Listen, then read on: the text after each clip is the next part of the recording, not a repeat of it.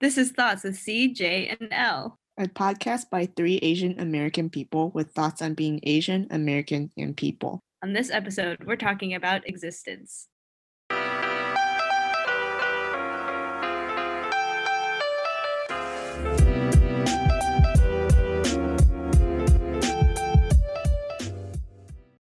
Hey everyone, Editor Kat here. We just wanted to give a content warning for topics of existential dread and depression in this week's episode.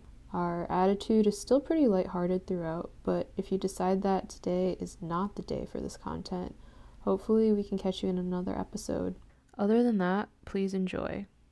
So today we're going to talk about existence and existential dread and probably purpose. Go on. All right. Okay, so I don't know if it's like the new year or what it is, but I just feel like I've been having a lot of, wow, this is really life, huh, moments. Elaborate. I was on a walk today and we have this pond near our house and I was like walking past this pond and I just was like, wow, isn't it crazy that water exists? And that There's drugs. I don't know. This is totally sober. What is water? I know it's H2O, but why? Okay, maybe not as relatable as I thought. What were you relating to before I said that? Maybe it's because I'm on break and my parents are retired and my brother's also on break. But I was just thinking about like how I don't really have to do anything. And I was like, wow, this is life. But I digress. What were you saying about water?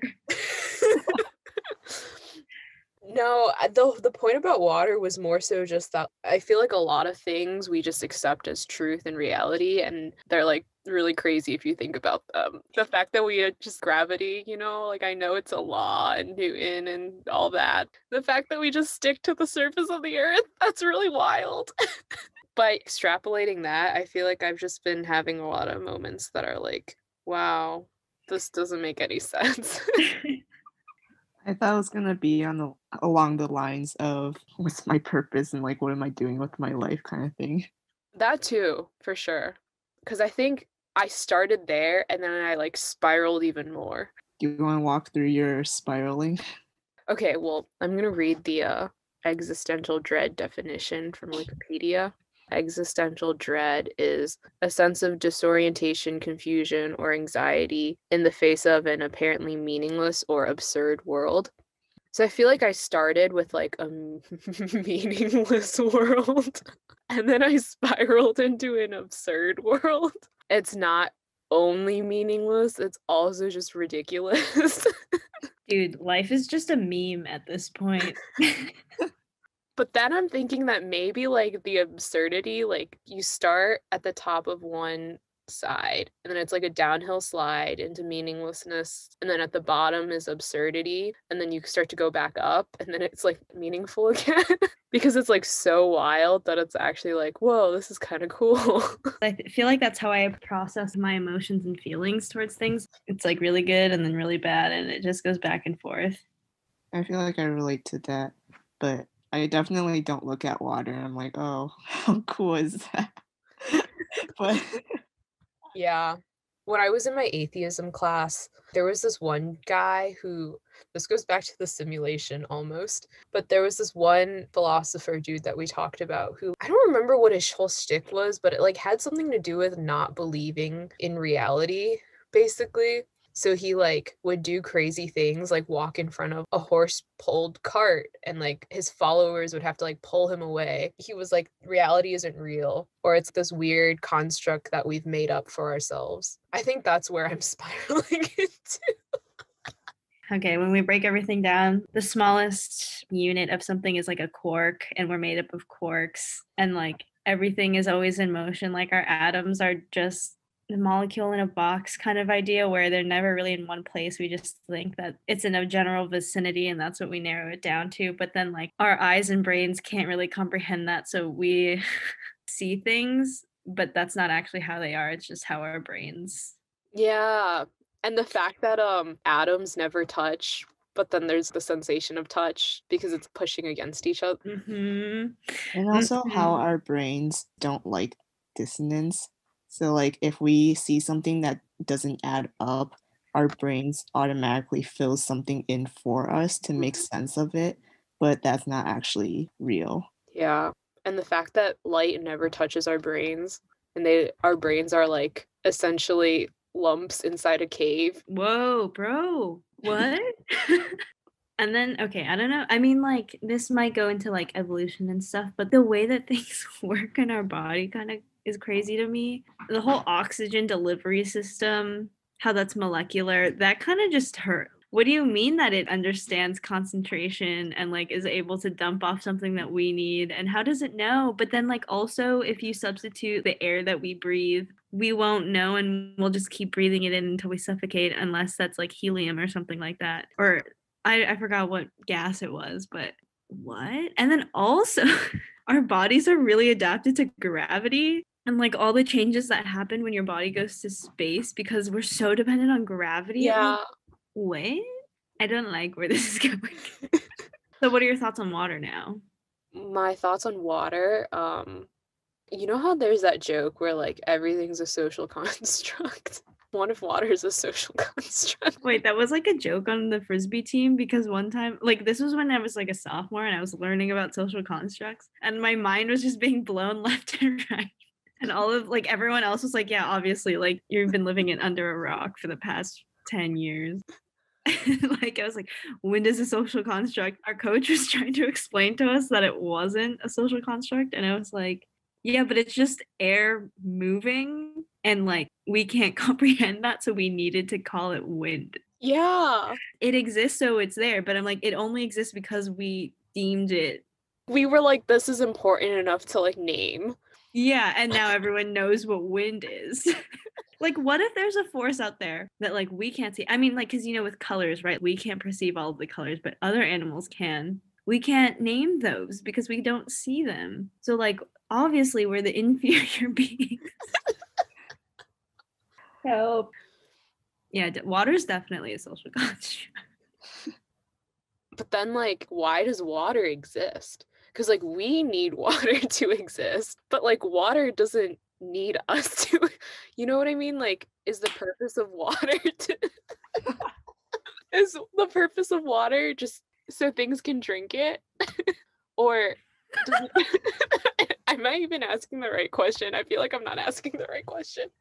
I mean, plants need them too. And it's like, do we exist because water? I mean, obviously we exist because water exists. But yeah, why do we exist? A light topic for today.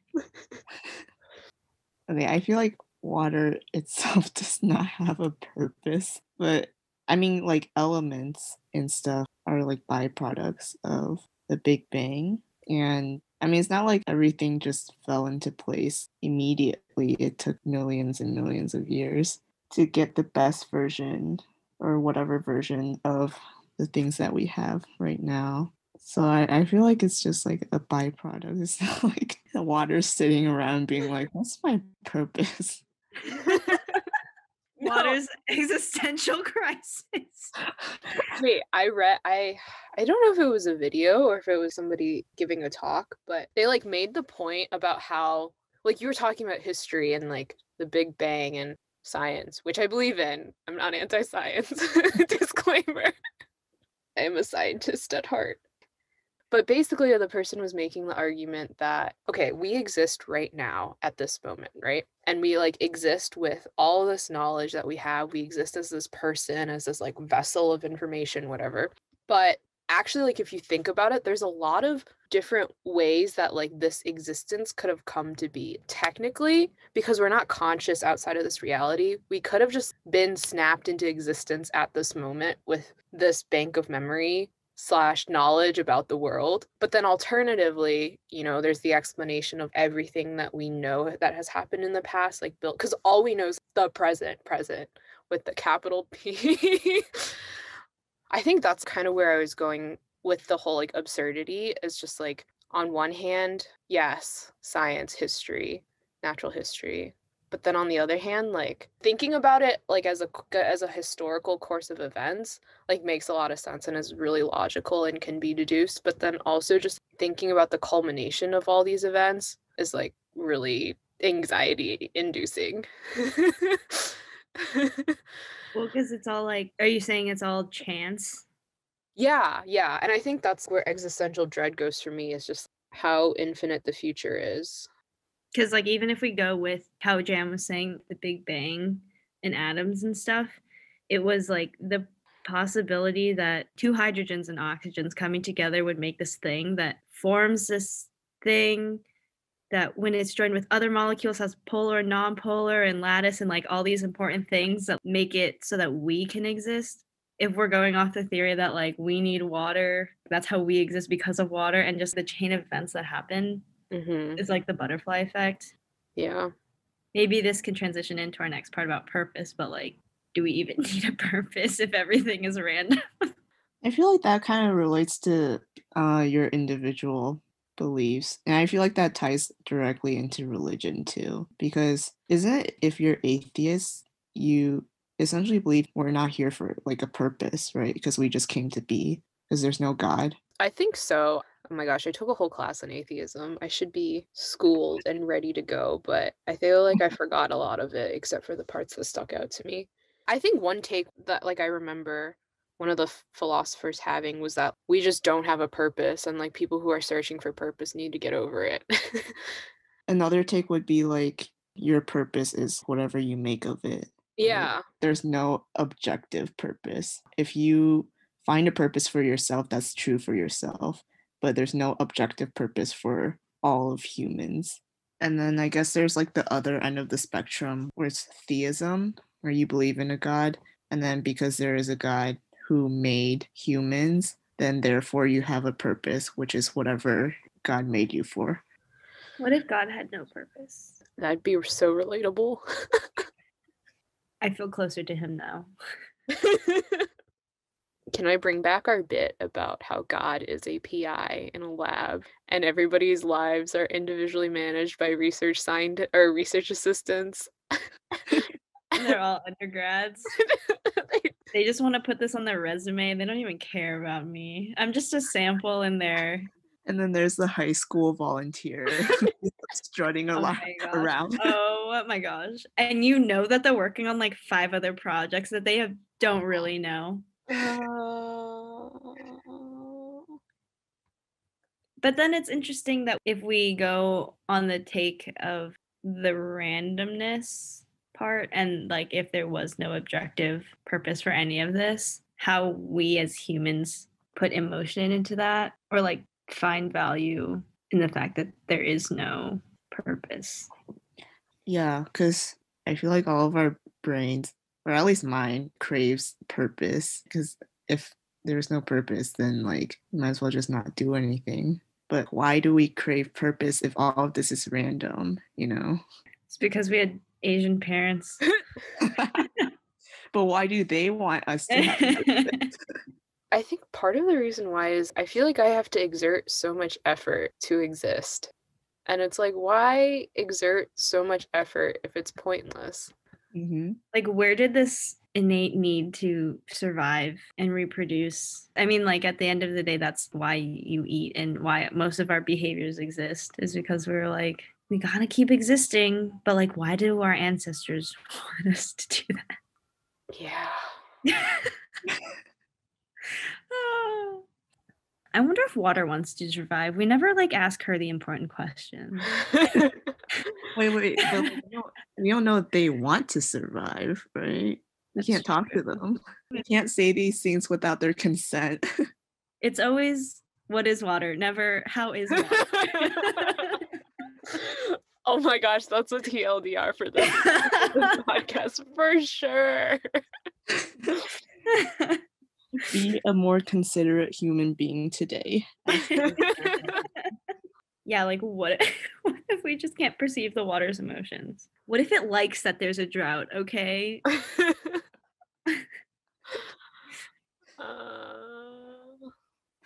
This is exactly how I thought this podcast would go.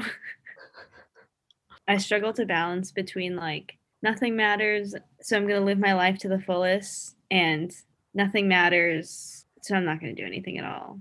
And then everything matters. I need to do the best that I can to like prepare myself for the best future possible. To I'd be okay if I worked at a low paying job and just got by. It's like all four corners of the universe. Mm. Maybe my pendulum swings a little bit slower than yours, but I feel like I'm slowly moving from nothing matters, so like I won't do anything, to nothing matters, so I'm just gonna try the best that I can. Yeah, I think my pendulum is powered by anxiety, so it's okay that mine just fluctuates every hour.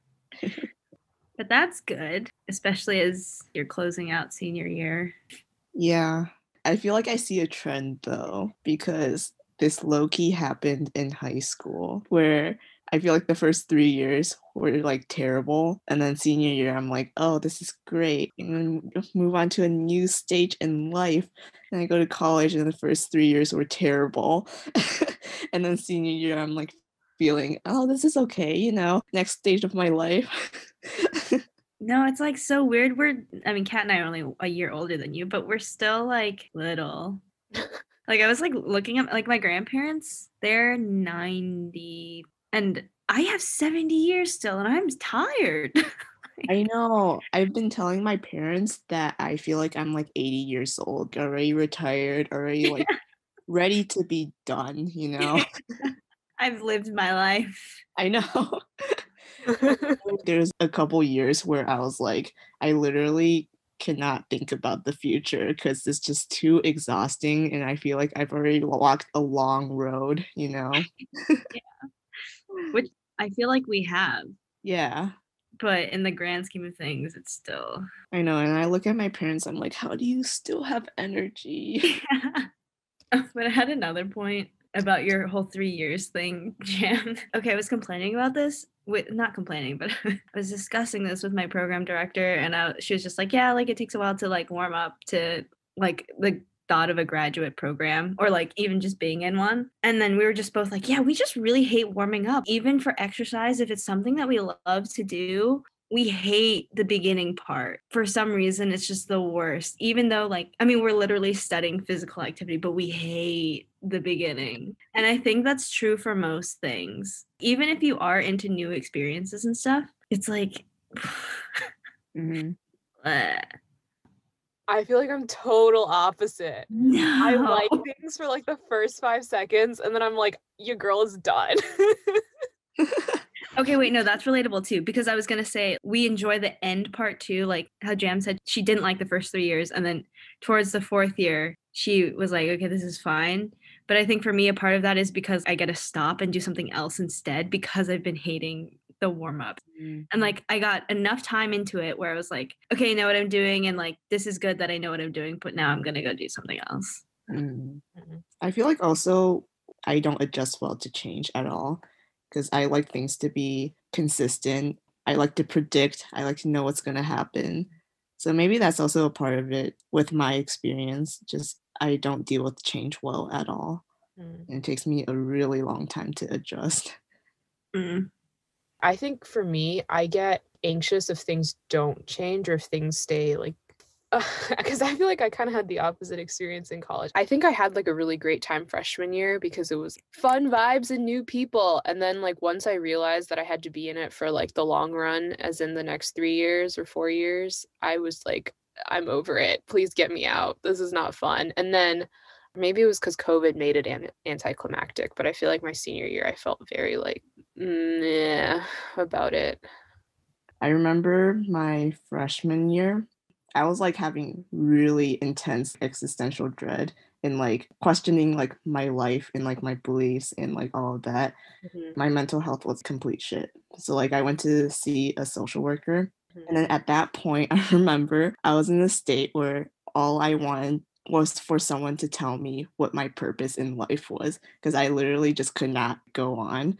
And then I remember I kind of feel bad for the social worker now that I'm thinking back, but I think her approach with therapy and all of that is coping mechanism based. And then so she was like, oh yeah, so like here's like things that you can do to cope with depression. And then like you gotta like talk to friends, you gotta write down affirmations, you just gotta like pump yourself up, right? And I'm just like not having it at all. And I'm like, no, I just need you to tell me what my purpose is. Because if I don't have a purpose, I'm not gonna do any of this stuff. And then I stopped going because obviously she couldn't tell me the answer to that. But yeah, thinking back now is kind of funny, but yeah. I mean, at least you're honest with her.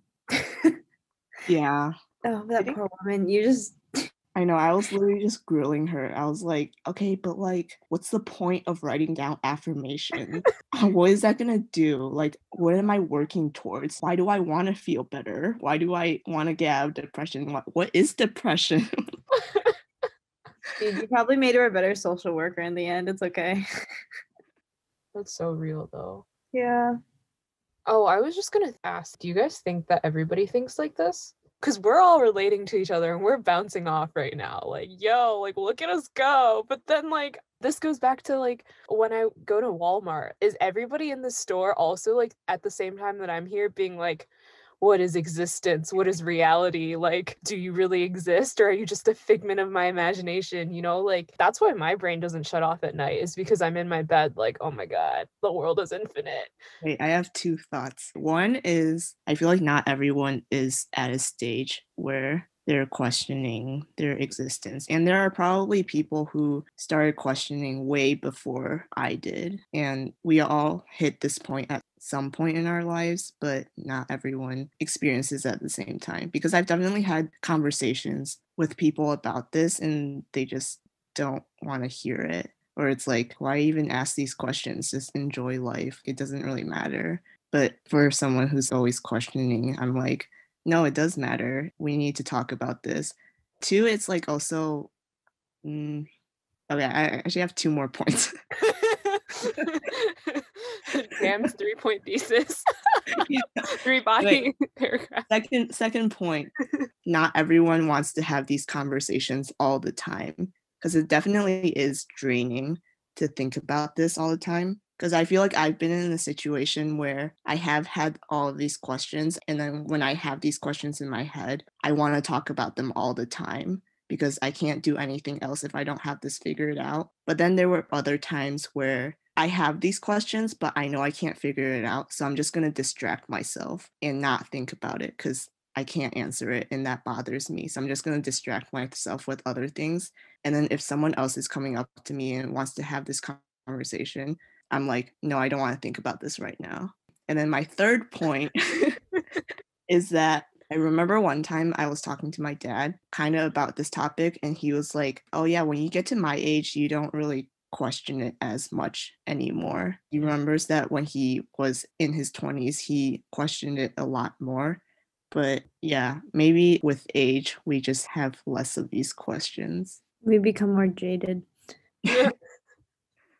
I feel like I've also had that conversation with my dad about existence and like all these wild questions. Cause like this all started for me in high school. Like part of the reason why I was such an angsty emo teen was because I like was dealing with some serious existential dread that was unresolved for much of my young adult life and is still unresolved, but that's fine. Don't worry about it. But yeah, I think at one point I tried to talk to my dad about it and he was like, once you get older, it doesn't matter as much. Or he was like, yeah, everybody thinks about that when they're young. And then I was like, but I don't think that everybody thinks about that when they're young. Even like when I was in high school and like when I asked questions to people way older than me, people would be like, just enjoy life. It doesn't matter. So I guess I think I agree that maybe people ask these questions when they get to different ages. But for me, like, I like can't enjoy life sometimes if I can't figure it out. If I'm like really stuck on something, I can't get over it. My brain doesn't want to get over it. I like literally have to do yoga or like I have to like erase my mind to not think about it. But I don't know if that's a fixation or what. I don't know. I guess we're all just different. Well, wait, what is that thing called when you realize that other people have consciousness? When you realize that every single person walking around has like a story and a consciousness and has their own traumas and Yeah. overwhelming.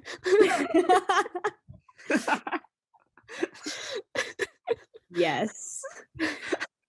But hopefully our viewers are on the same wavelength and they want to listen to it. Because there are definitely people who would like shut down or like just be like, I don't want to listen to this today. Yeah. I'm sure there'll be a day where I would be like, I wouldn't want to talk about this. Yeah. My head hurts. Should we do TLDRs? Yes. Wait, TLDR, whatever you said about water earlier. It's always what is water, never how is water. Oh, I got one. This is a peek into what we were talking about pre-recording. TLDR, existence is so crazy. Can you guys believe that we exist in the same time as Harry Styles and BTS? We live in a simulation. That's the only possible explanation for BTS. We know God exists because BTS exists. That's it. TLDR, can the simulation hurry up and end?